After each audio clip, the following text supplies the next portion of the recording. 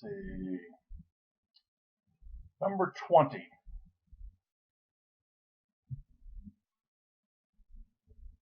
Is also a pretty straightforward trig substitution. Now, when you have trig functions combined with this, of course, there's a lot of exceptions to this and other techniques you'll see in Calculus 2 for certain trig functions. But what we're dealing with in this class, especially with sine and cosine, this is true.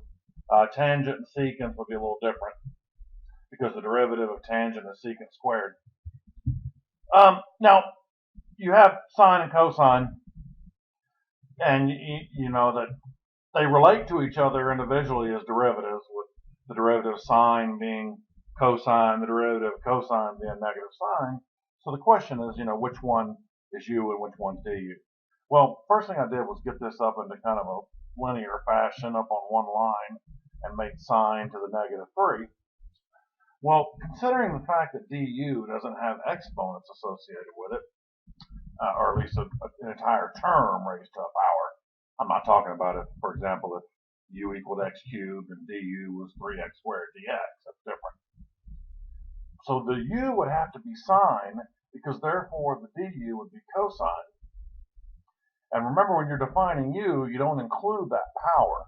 You save that power for after you've taken care of this. So the u doesn't have that -3, but when we set up the interval, you just make u raised to the -3 du. So you should do the power rule. -3 plus 1 is -2, divided by -2, plus c. And then, of course, you have to, your final answer must be in terms of your original variable.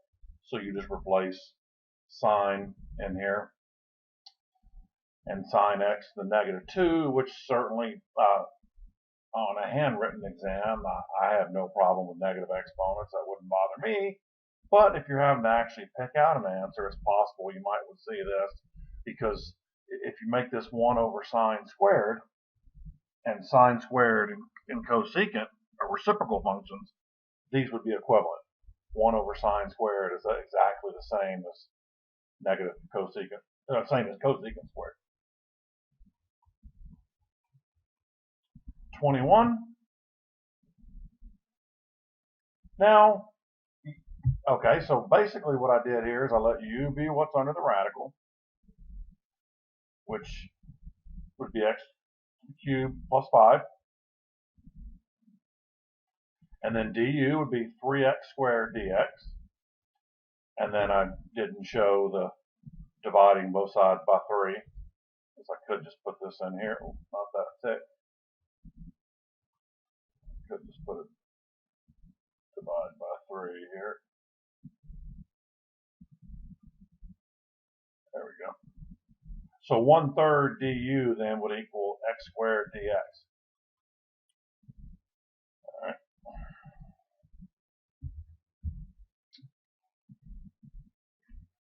So there's the 1/3 from the du right here. And the 2, of course, comes from this original problem. There's a 2 in it. And the x squared dx is all represented by the du. So we just basically end up with the interval 2/3 u to the -1/2 du. So we just do the power rule. -1/2 plus 1 is 1/2. Dividing that, so it's u to the 1/2 divided by 1/2, which flips over and becomes 2. Multiply that together, you have 4/3 u to the 1/2. Then replace u with what you had originally, and that will give you x cubed plus 5 to the 1/2. And of course, plus c.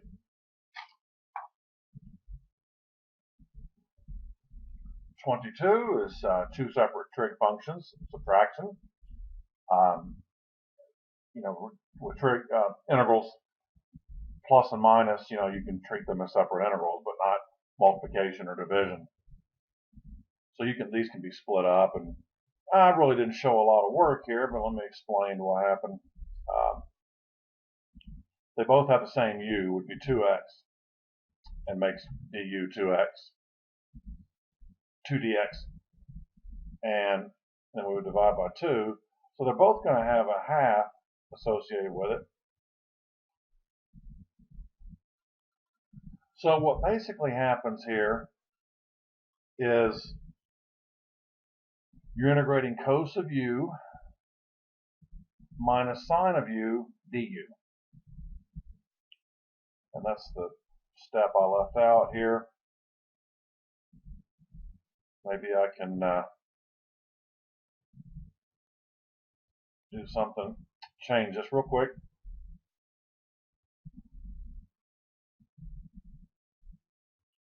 Make this a different color. Let's say, I don't know, possibly. And I'll just put a u here. So in other words, the antiderivative of cos of u would be sine of u, and the antiderivative cos of u would be sine of u, but the antiderivative of sine of u is negative cos of u. Now, why do I have a positive here in front of that cosine? Well, that's easily explained because we have a negative right here in front of that sign. So that's what then just turns it into positive. So basically the antiderivative of negative sine of u would be positive cosine of u. And then you put the u's back in there, so that gives you 1/2 sine of 2x plus 1/2 cos of 2x plus c.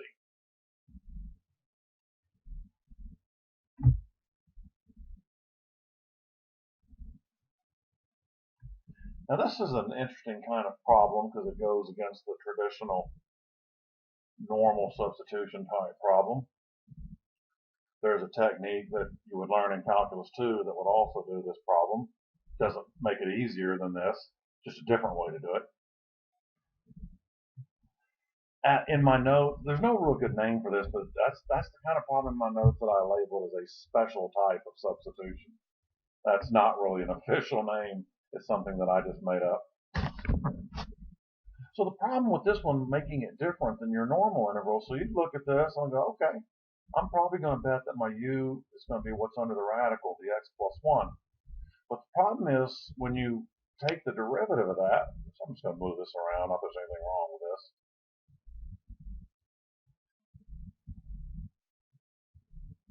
You get dx, which is right. But see, the problem is with that, unlike your typical type of substitution, is that x right there, where I left the dot, is unaccounted for. So you have to have some way to account for that x. And the way we do that, in this method, this type of problem, is where we have u equals x plus 1, we solve for x in terms of u. That's kind of a weird thing you normally wouldn't see, but it's perfectly valid. So if u equals x plus 1, x could then be written as u minus 1. So we'd come down here, and now x is u minus 1 right here. The radical would just be u to the 1/2, because u is x plus 1, u to the 1/2 du. Now, because that u minus 1 is to the first power, we can distribute. Remember, you can't ever algebraically distribute through something that's not to the first power. So we can distribute before we integrate. U to the 1/2 times u is u to the 3/2. U to the 1/2 times 1, of course, is u to the 1/2. There's a minus in there. And so two separate u's. And we just apply the power rule to both of them. So u to the 3/2 plus 1 would be 5/2. So when you divide by 5/2, that will put the reciprocal of 2/5 in front.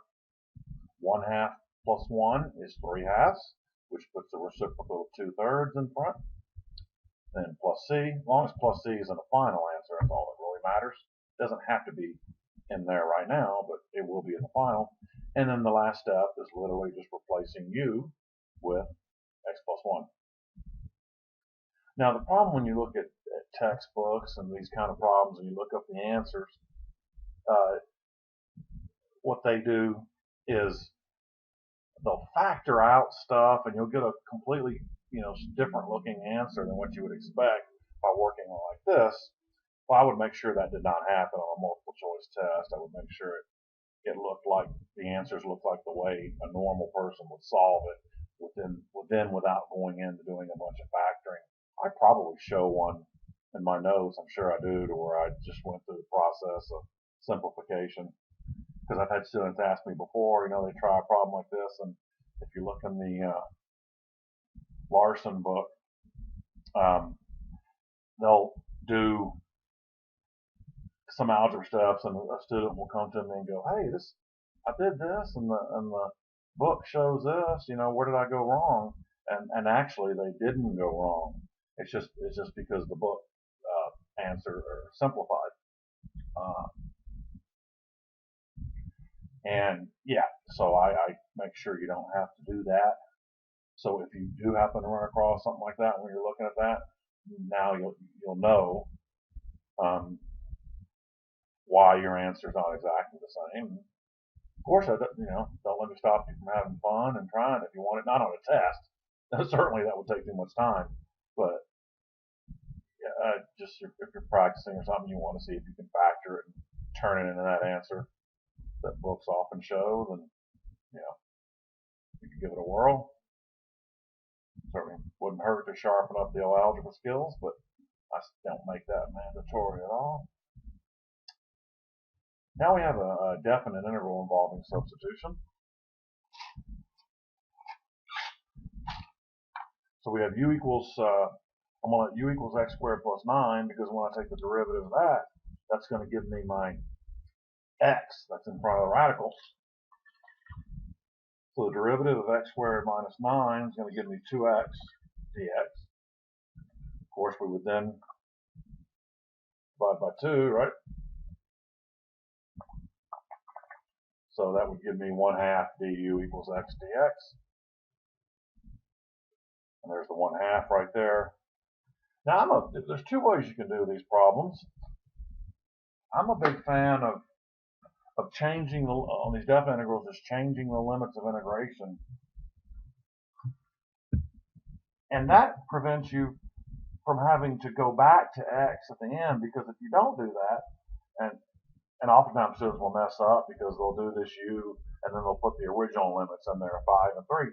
If you don't change the limits of integration, you have to replace the u back with x squared minus 9, which is what you have to do for an indefinite interval. But for definite intervals, that's not required. So what you do is, since u is defined as x squared minus 9, you take the upper limit, put 5 in there. So 5 squared, 25 minus 9 would be 16. Put 3 in there from here. 3 squared minus 9 would be 0. So now your limits would be from 0 to 16. U to the 1/2 du, and you never have to go back to variable x again in this problem. So now everything's u. The variables are u, the limits of integration are u, and we never have to switch. So I prefer that way to do it myself. But that's, like I said, that's not the only way. But you'll see every problem that I work out is done that way. Okay, so we have the 1/2 from right up here, the dividing by 2, du over 2. Okay. And then we have to do the power rule for u to the 1/2. We've probably seen this one enough times already in this, so that's going to be, so there's the 1/2. So it's going to be 2/3 u to the 1/2. I think I've explained that about a million times already. It's using the power rule. Okay, so basically the 2's would cancel here. And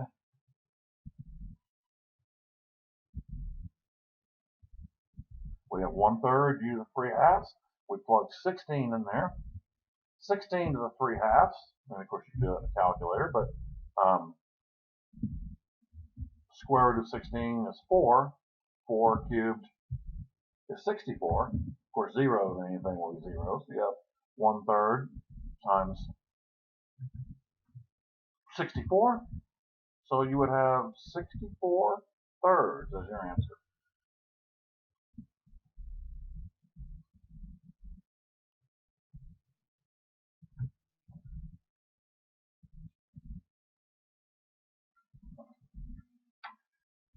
'25, same thing, definite interval. And you want to let u be what's in the parentheses. Now be careful when you take your derivative here. Very careful. Because the chain rule. So in other words, with a 1, just that's 0, of course. But it's real common and real easy for someone to say, what's the derivative cosine of 5t? They say negative sine of 5t. Well, that's almost correct, but not quite. Because you have to, chain rule says you have to take the derivative of the argument. So that's where that 5 is coming from right there. So actually the derivative of 1 plus cos of 5t would be negative 5 sine of 5t. Now, it's just like I said in the last problem, I'm going to switch limits of integration. And we'll put pi in there, put 0 in there. So if u equals 1 plus cosine of 5t, I put pi in there for t. Cosine of 5 pi will be negative 1. You can calculate that if you want to, but the cosine of any odd integer pi would be negative 1, and any even integer pi would be positive 1. So that's basically 1 plus negative 1. That gives you a 0. And then when you put 0 in here, cosine of 0 is 1. You have 1 plus 1 is 2. Now don't be concerned that the limits revert, that the larger numbers on bottom than top. When you see definite integrals are always written from lowest to highest. This is okay because remember, we're changing the variable to u. So all bets are off. Originally in t it was lowest to highest, but when you change to the new variable, it's like the last problem did stay lowest to highest, didn't it, I believe? Yeah, see, it went from 3 to 5 to 0 to 16. But this is perfectly fine. It's all because we've changed the variable to u. Now, and we have that negative 1/5, which I'll show you right here. I'm not going to rewrite this. Well, I guess I could. I've been doing it with these other ones. I'll show the divide by negative 5 here. So that's where so it's negative 1/5.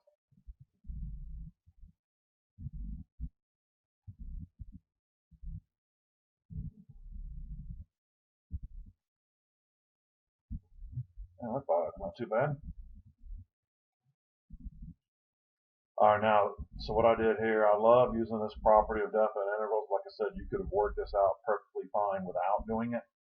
But when I see extra negatives, I love to get rid of them by flipping those limits. It's not because it bothered me that the little smaller was on top and larger was on bottom. That didn't hurt my feelings or anything. I just want to get rid of that stray negative. So flipping this over, so what happened here is, so the antiderivative u squared would be u to the 3 over 3, and that became positive. So it's 1/5 times 1/3, which makes 1/15 u cubed. And because we changed our limits of integration, we do not have to go back to the original cosine of t and sine of t. All that stuff just plug in 2 and 0. That's why I prefer doing it this way. 2 cubed minus 0 cubed. So 2 cubed is 8. So our answer would be 8 divided by 15. 26, another substitution. Oh, looks like I already divided this one, didn't I?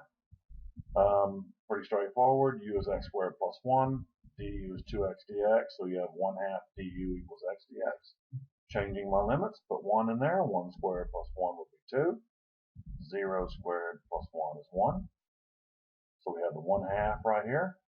Now from 1 to 2, and we have u to the 5th du. Straight up power rule. So the 1/2 stays here, so u to the 5 plus 1 over 5 plus 1, u to the 6 over 6. And that gives you a 112 as your constant, so you put in 2. 2 to the 6 right here, 1 to the 6. That gives you 64 minus 1, which is 63 over 12, which on a handwritten test, it would be okay if you didn't reduce it. But if you were looking for an equivalent answer choice on a multiple choice test, you might be looking for 21 over 4. But I don't think that would cause you too much difficulty if you were having to look for that answer. So that's a pretty straightforward definite integral substitution. We have another one. So if you let u be t, notice I brought that up from the bottom to the top and gave it a -2. And let u equal t plus 1. That makes du equal dt, so there's no adjustments needed here. Plug in 3. 3 plus 1 would be 4. Then 1. 1 plus 1 would be 2. So our new limits will be, instead of 1 and 3, will be 2 and 4. So from 2 to 4. And then we have u to the -2. So your -2 plus 1 is -1 divided by -1. So that's what the negative sign is. So it's negative u to the -1. Okay, once again, I did the little trick of getting rid of that negative I didn't want by flipping those limits. So 2 to 4, 4 to 2. Yeah, it's perfectly fine to apply that, even though I have it, you see how I wrote the rule here as an integral sign. You can apply the rule after you've taken the antiderivative just with those limits. It doesn't have to be done up here, it can be done right there when you're about to evaluate it. Alright, so u to the -1 is just 1 over u. So now 2 is on top, 4 is on bottom, so we have 1 over 2 minus 1 over 4 gives us 1/4. So you see I'm just showing that property again down there. One of my personal favorites. Now it looks like we're moving into chapter 5 here. We're starting the logs and exponentials.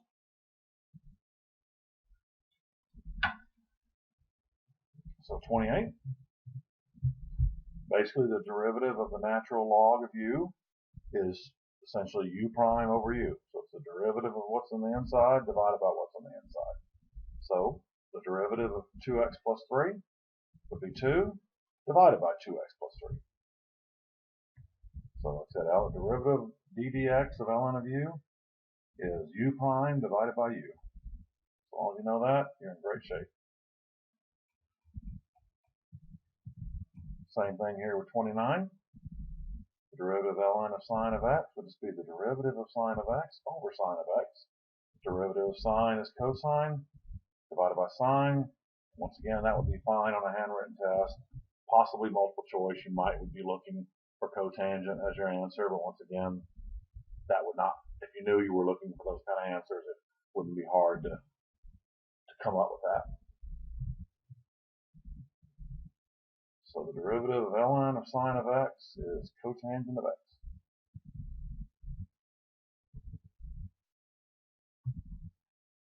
Now apply laws of logarithms, log properties, to simplify this, then find its derivative, because this derivative would be a bit of a mess.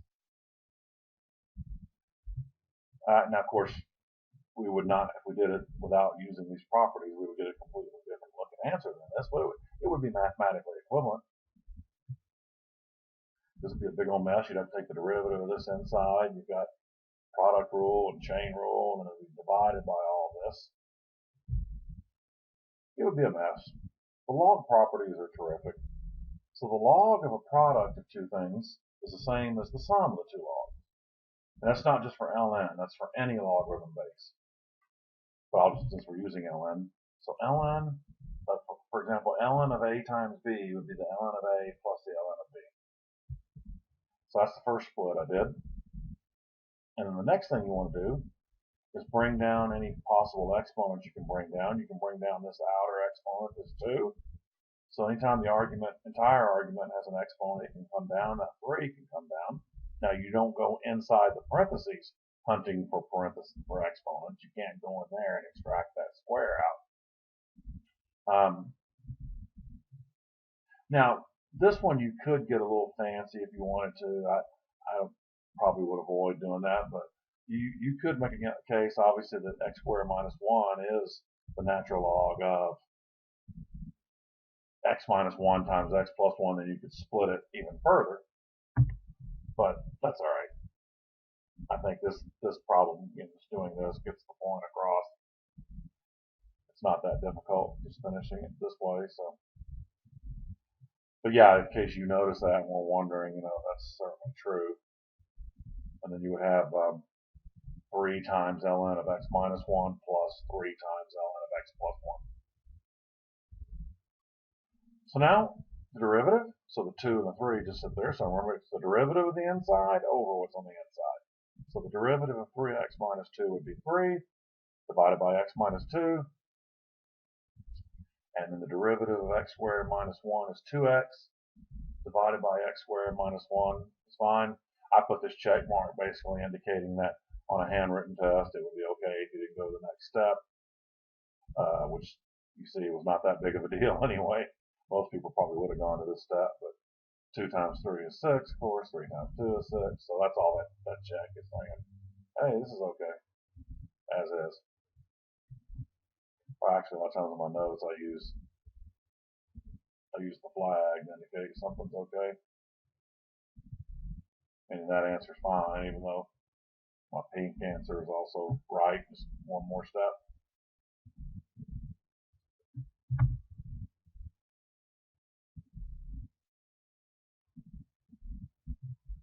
Number 31, same kind of problem. Now, since all of that stuff on the inside belongs to that radical, it would be the same thing as if you put parentheses around it and raised it all to the 1/2 power. So since it's all raised to the 1/2 power, that 1/2 can come down using log properties right in front. Now, just like we had the log of a times b was the log of a plus the log of b, when it's division, it's subtraction. In other words, the log of a over b is the same as log of a minus log of b. I believe those properties are on my exam 3 formula sheet. Pretty sure they are. Anyway, so you just split this up to be subtraction. And I guess once again, like the last problem, you can certainly make a case for that factoring, but that's all right. So maybe I would avoid problems on the test if I remember so they don't factor, so it's not confusing. 4 plus x squared, remember, keep in mind that that does not factor. The sum of 2 squares never factors. Only the difference. So I split it up just now with subtraction. Minus, and we'll do the same thing at the 1/2 out in front. And the derivative of 9 minus x squared would be negative 2x over 9 minus x squared. And the derivative of x squared plus 4x is 2x divided by 4 plus x squared. You see I left the 1/2 to the outside, which I consider to be perfectly correct mathematically. But you know what I want to do? I want to go and see if I can do this without freehand it. So like that last problem, meaning if it was a handwritten test, I'll go ahead and put the flag here. Doesn't matter what color flag you use, that doesn't make any difference. In case you're wondering, blue flag, red flag, who cares? It's all the same. So I'm going to put this in a different color though, or actually I'll leave that same. Well, I'll tell you what, I'll do this. I'll put it back in the same purple, meaning that that's okay. But then what I'm going to do here is just sort of show it as if it was. See, if you kill this, well, actually the negative, I'd have to keep the negative, wouldn't I? I guess I could freehand that back in there. I don't have that color. I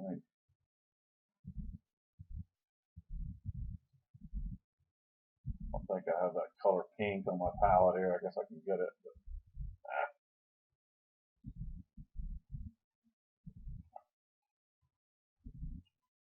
let me grab a new color. Is that pink right there?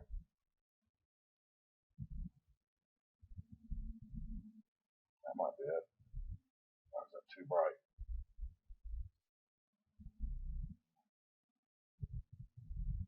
We shall see.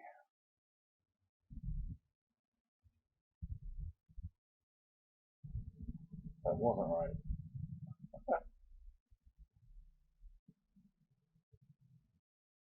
Well, alright. Looked pink when I picked it. I mean, okay, that might be it. That pink didn't look right to me, but maybe it is right.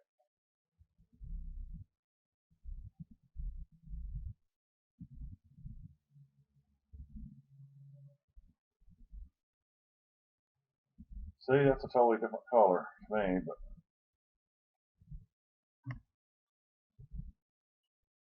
right.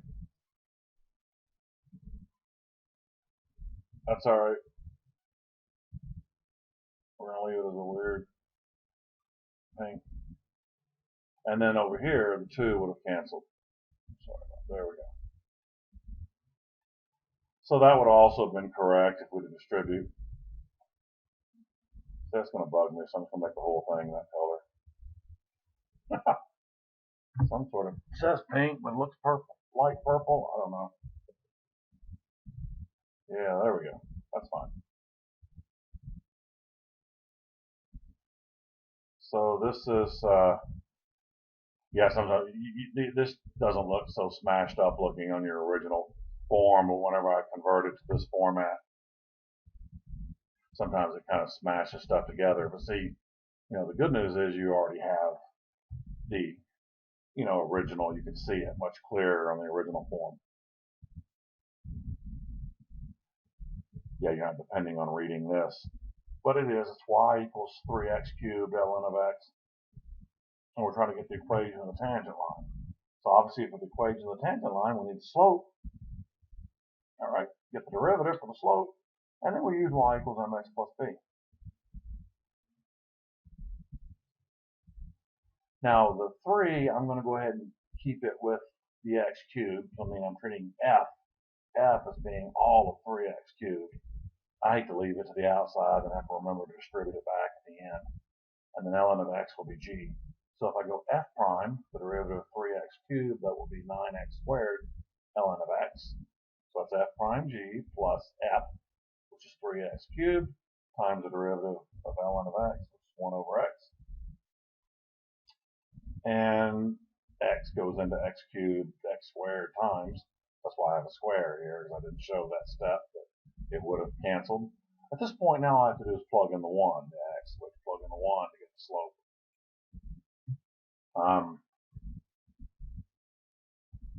So y prime of 1, I guess I could have been fancy here and said, I can make this,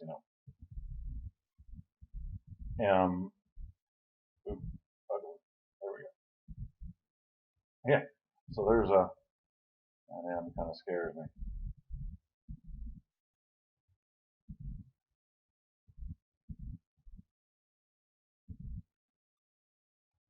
All right, that's the best I'm going to be able to do here. So there's a, so that m means that's your slope.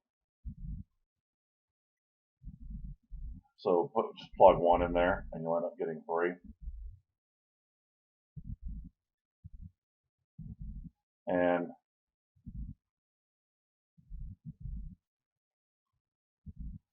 all right, so that's your slope. So you're dealing with y equals 3x plus b. So you have to then put in the x here. X is 1, and y is 0. So you put the 1 in for the x, 0 for the y. Solve for d, and b will be negative 3. So therefore, your equation of your tangent line will be y equals 3x minus 3.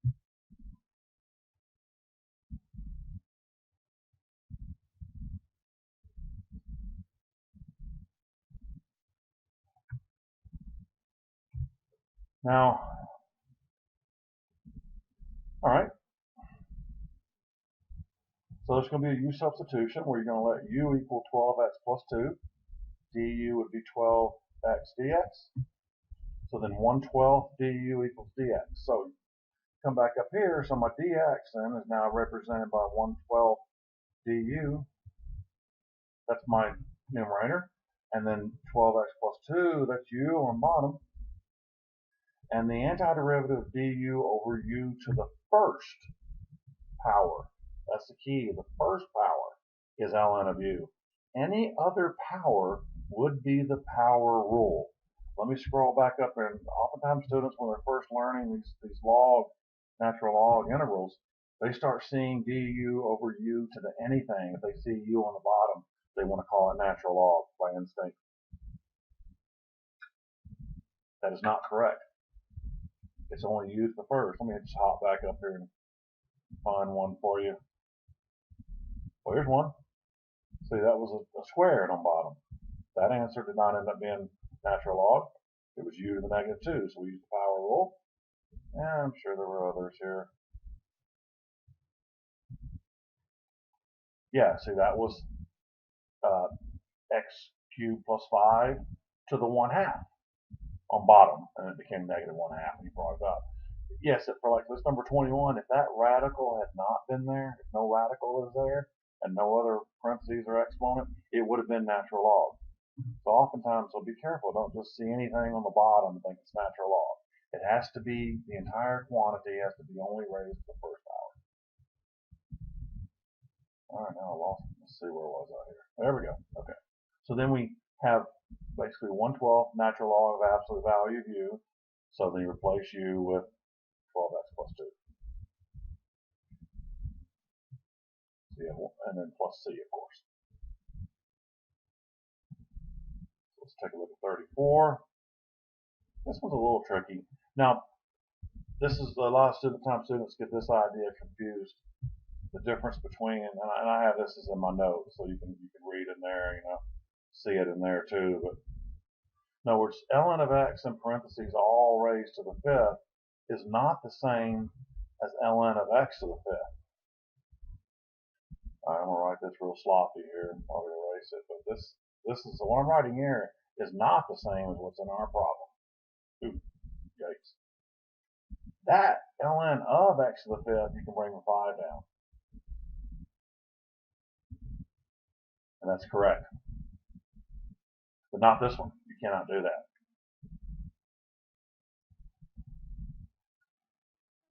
So what I did here, a little tricky, so you might be wondering, how are we going to get that little x on bottom? So I kind of brought that ln up first, power 5, and made it negative 5, going, gee, I wonder what would work here. How am I going to get that x on bottom? Then I think of this and go, wait a minute. If I let u equal ln of x, the derivative of ln of x is 1 over x. Bingo. Problem solved. And in fact, that's an absolute perfect fit here. In other words, no adjustments, no dividing or anything here. That's what I mean when I say perfect fit. So 1 over x, right there. So 1 over x du, 1 over x dx, I'm sorry, all that represents the du right here. And this is u to the negative 5. So power rule, negative 5 plus 1. And it's negative 4 divided by negative 4. So you have negative 1/4 ln of x to the negative 4, which is that's perfectly fine for an handwritten test. Very possible in a multiple choice test, you would just see it drop back down, raised to a positive 4 on bottom. Oh, like the answer is right here. That's for prime examples. So yeah, so you might have to recognize it looking like this. But it's interesting, if that was ln of x to the 5th, you'd actually bring that 5 down, and you would have had 1/5 on the outside, and then you would still let u be ln of x, but then it wouldn't have been raised to any power. It just would have been, well, actually, it would have been raised to the negative 1. You would have gotten ln of x. I'm pretty sure there's one like that in my notes, so you can go back and look and see what I was talking about.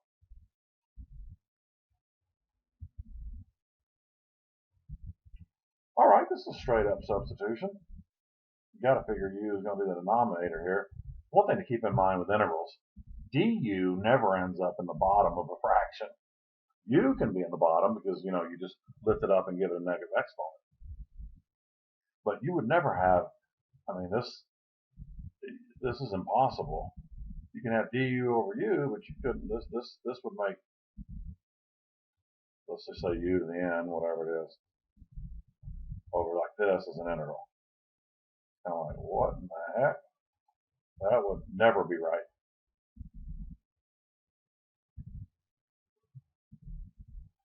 All right, so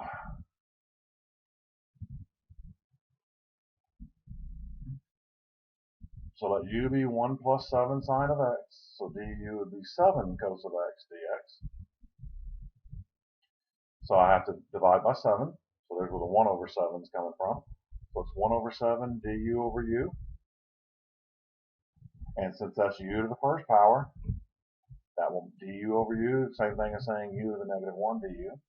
That makes that natural log. So it's 1/7 natural log of u plus c. And this would be, therefore, would be 1/7 natural log of 1 plus 7 sine of x, absolute value, plus c. So I'll say this again. So if that denominator had been, either under like a radical or in parentheses raised to another exponent other than 1, natural log would not have been the answer. It would have been a different answer involving just the power rule. But this one's natural log because that's raised to the first power of the bottom. How about this one? And this comes off of that formula sheet that you'll have for exam 3. Now, the first thing I did was set up the adjustment here for this. U is going to be 3x,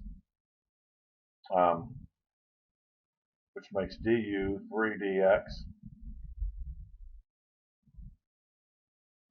So you have to divide both sides by 3. I don't know why this needs to be there.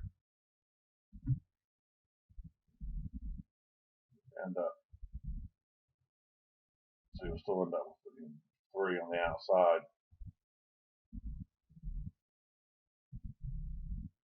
with the 18 that we have, right?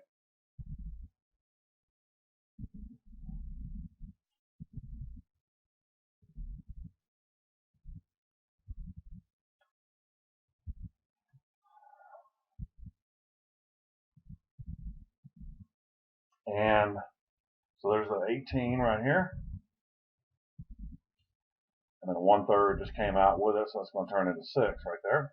And like I said, this is on your formula sheet. I changed the limits of integration. So pi over 12, 3 times pi over 12 makes pi over 4. 3 times 0 makes 0. So we have, and then the antiderivative of tan of u is negative natural log of cosine of u. This one won't have a plus c, of course. Remember, definite integrals do not have plus c's in their answer. All right, so now, so I have 0 to pi over 4. My integral is tan of u du, so it's negative 6, because it's negative right there. ln of cosine of u from 0 to pi over 4. Now this one's kind of interesting because I don't know why I did this when I was working this out, but it's nothing wrong with it. But every time you've seen me with this negative before, I always love to flip my limits of integration. But I can't honestly say why I did not do it this time. I don't see a mathematical reason, but that's fine. But you could absolutely flip those limits over and change that to positive 6 if you wanted to. So I just left the negative 6 out here. Natural log of cosine of pi over 4 minus natural log of cos of 0.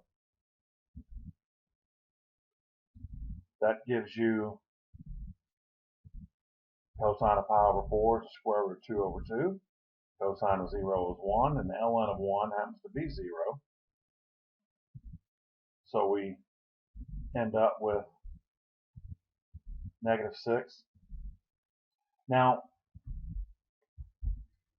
it's a little tricky. I changed, and this is correct, but I could have done it without doing that, but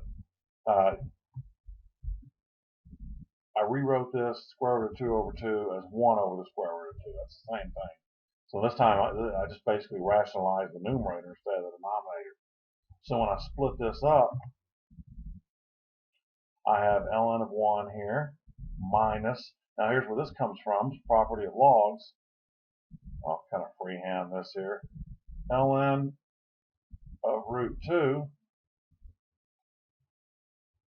is the same thing as ln of 2 to the 1/2, which then allows that 1/2 to come down like that. And that's what I have written there. That's this part right here. So that's where that comes from.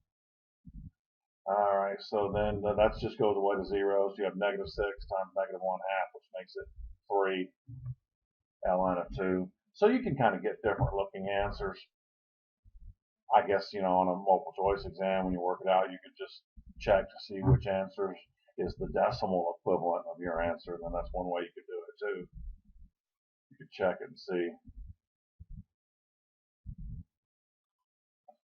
And if you really want to have some fun with log properties, that answer also equals, that answer is the same thing as a natural log of 8. Because if you brought the 3 up to the top, it would be the ln of 2 to the third, so it would also equal a natural log of 8. Like I said, which you could check. Okay, see, the way I work that out, you kind of go about that a little bit different ways, I think. So, but you should end up with the equivalent of 3 natural log of 2. 37, these derivative division problems, people hate this. This one has a lot more steps than I would ever actually ask on an exam. So look at, whatever I've given on the quiz or in my notes, especially my notes have ideal types of problems. So what we do is, now I also showed we just jump ahead for a minute without going through the process. Well, I guess if I did it real fast, it'd be okay, but you could always Google, it's called synthetic division. That's an old algebra technique you maybe hadn't used in a while. But that only works though if you're dividing by like x plus something or x minus something. That would not work, for example, if this would have been x squared plus 4 on bottom. Then this technique I'm doing right here, this synthetic division, would not work. But you can look that up if you'd like to look over synthetic division. But that's, like I said, that doesn't always apply to these problems. But you could certainly, if it did apply, you could use it. So we'll call this, how they say it in books, exercise left to the reader. You as the reader then can do some research on synthetic division. But let me walk through the division part here, because that's what you need to understand if you could not use synthetic. So let's see what we have. First thing you do, start with the largest power term of your divisor, and then the largest power of the part under here, which I think is called the dividend. I don't teach much elementary math, so I've forgotten the terminology. Divisor, dividend, quotient, remainder. I think that's right. If I'm wrong, no harm. So you look at how much does x go into x cubed, 2x cubed, which literally is saying 2x cubed divided by x would be 2x squared. So just like if you were doing division with numbers like you learned when you were a little kid, you take 2x, and then except that we're with numbers, not with expressions, but take 2x times x plus 4. So 2x squared times x, 2x squared times x makes 2x cubed. 2x squared times 4 is 8x squared. Now remember, division, when you're doing division, you're always subtracting, going down. So the first and foremost rule to remember here is that whatever you have underneath here, this 2x cubed, better also be the same, because the idea is this largest one cancels at each step, and the next largest one cancels. So you're always getting rid of this first one every time. But you have to be careful, because this is subtraction. That's where sometimes people make a mistake, because it's so easy to look at this 1x squared and 8x squared and add them together and call it 9x squared. That's not correct. It's 1x squared minus 8x squared, minus right there, negative 7x squared. Now these both have zeros below them, so when you subtract 0, nothing changes there. Now if 0 was on top of them, that'd be a different story. 0 minus something makes it the opposite. Now we look at x going into the new leading power, negative 7x squared. X goes into negative 7x squared, negative 7x, and then we distribute. Negative 7x times x is negative 7x squared. Negative 7x times 4 is negative 28x. And then, so right there in blue we have that, so we're subtracting, so of course the first one cancels. So negative 4x minus a minus 28x would be positive 24x plus 2. So this will be the last, whenever the powers are the same, you're about to do your last division step. So x would go into 24x 24 times. So 24x right there, 24 times 4 is 96. We're subtracting, so 2 minus 96 makes negative 94. So that means our integral then would be our quotient, 2x squared minus 7x plus 24. And the remainder would be negative 94, but it's divided over the divisor. It's not just, so it's negative 94 over x plus 4. Okay, so the first three terms are simple enough, antiderivatives. I didn't actually show the word here, but I'll say it real quick, is that if you would let u equal x plus 4, so du would be dx. So you would basically have 94 du over u, the integral of that. So the integral of 94 du over u would be negative 94 natural log of u. So natural log of x plus 4 and plus c. So yeah, that division, if you can get the division right, you shouldn't have any problem getting the integral. Probably the division is probably worse than the integral. The integral terms aren't